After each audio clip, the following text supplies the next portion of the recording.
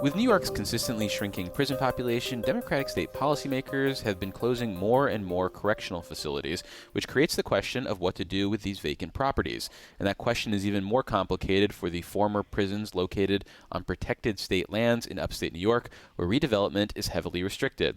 To give more flexibility to the future of 3 such sites, Governor Kathy Hochul has proposed amending the state constitution. For more on the issue, we're joined in the Capitol Press Room studio by Claudia Braymer, Executive Director of Protect the Adirondacks. Thanks for visiting us, Claudia. Thanks so much for having me. So the properties in question are the Camp Gabriel's Correctional Facility in Franklin County, Mariah Shock Correctional Facility in Essex County, and Mount McGregor Correctional Facility in Saratoga County. Can you explain why there are limitations at all on what can happen at these sites? Right. As you mentioned, the governor proposed a constitutional amendment because these facilities are all subject to the strict provisions in Article 14 of our state constitution that dictates that state-owned land in the Adirondacks is protected and must remain forever wild. So it can't be redeveloped or readapted into some other uses without a constitutional amendment that releases them from that strict protection. Well, how were these prisons built in the first place then? Were they just grandfathered in, or when settlers came here, were we just fortunate to have some upstate prisons already built? That's a very good question. I don't know the genesis of all of the facilities. I do know that Mount McGregor is very old, as well as Camp Gabriel's, and they have some historic features. You know, they were originally facilities for medical treatment and that sort of thing, and over time they were changed into these correctional facilities. Mariah Shock is more recent, so I don't really know how that happened to be located on state-owned forest preserve land. Well, as we mentioned, the governor has proposed amending the state constitution. What is her fix, and would it involve the state adding more property to the forest preserve to offset the potential development of these properties, which we've seen in similar situations over the years? Yeah, her proposed fix is to amend the Constitution to say that these 3 facilities are going to be authorized to be sold at an auction or a private sale to either, a private entity that wants to redevelop them, so that they're released from that restriction.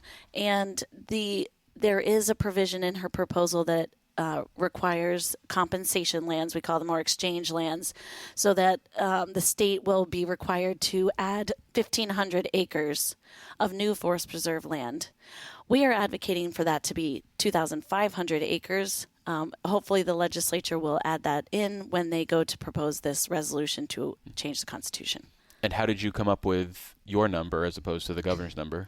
Well, there's no strict formula here. These things have happened over time. And what we are basing the 2,500 acres on is the recent amendment for Mount Van Hoevenberg.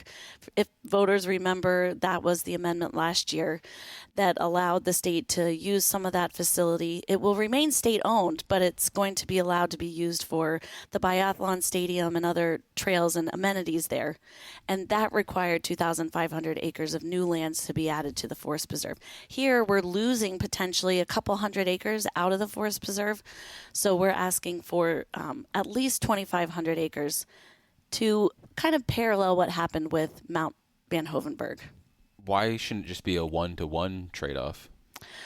Well, there's really, the voters do not like to change Article 14. So there I don't needs think the voters to be, care that much about well, Article the people 14. who are paying attention do care about Article 14. They care about the forever wild. It was added to our Constitution in 1894, so it's been around for a very long time. And those who are paying attention do not like to change it, and they want to make sure that there is a very large net benefit to the forest preserve. If we're going to take lands out, there needs to be a big compensation back to get new wild forest lands into the forest preserve.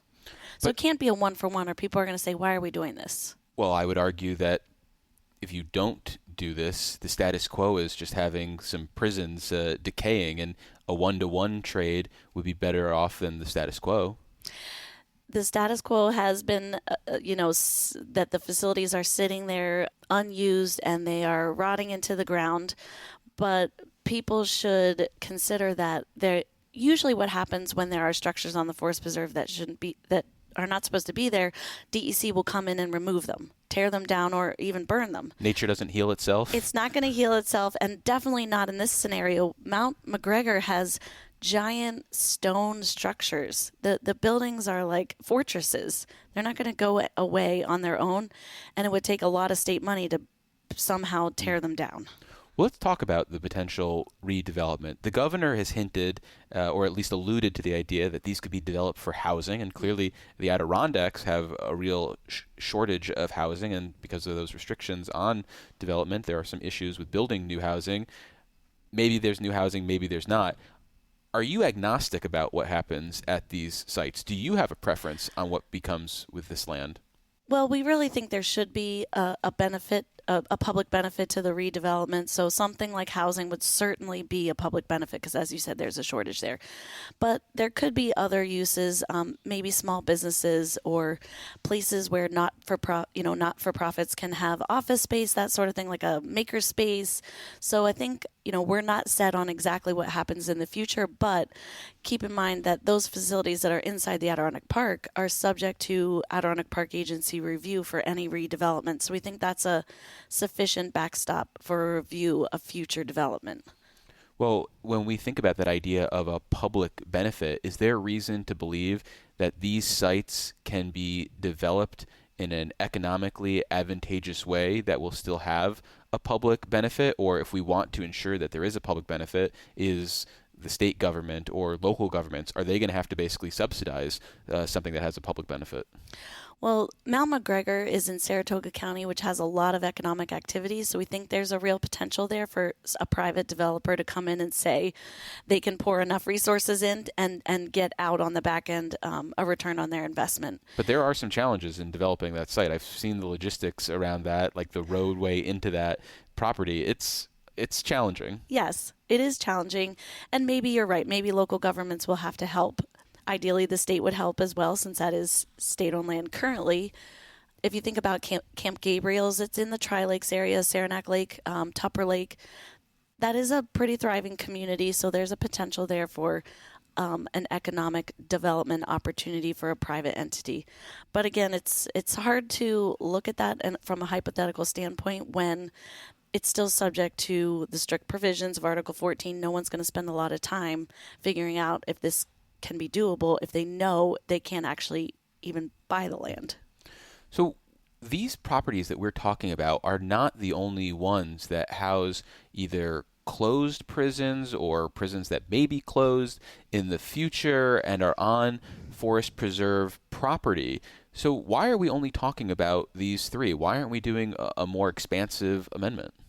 Well, Camp Gabriel's has been closed the longest, and there has been a proposed amendment for that one specifically. So I think that was why that one is folded in. Mount McGregor and Mariah's Shock were also closed a few years back. And so more research has been done on those three about what exactly are the property lines and what are the other considerations around the number of buildings on the site, whereas the other facilities like Great Meadow, which is in Washington County, and the one that is just now closing in 2026 up in Franklin County? In Franklin County, thank you. Not a lot of groundwork has gone into those facilities. There's also the one in Sullivan County. Mm-hmm. So we're talking Adirondacks, but there's also facilities in the Catskills that are subject to these provisions too. So I think the governor probably looked at these three and said, these three are ready to go, and let's try to move them through an amendment process. And that might pave the way for these other facilities to have an amendment later. And based on the language that we have right now, are you supportive of what the governor's proposing, or would you say, I'd rather kill this if we can't get the additional 2,500 acres? We are supporting the amendment. Of course, we want the 2,500 acres in there, and I think there's still a path for the legislature to make that change before it's introduced as a resolution. Well, we've been speaking with Claudia Braymer. She's the executive director of Protect the Adirondacks. Claudia, thank you so much for joining us. I really appreciate it. Thank you.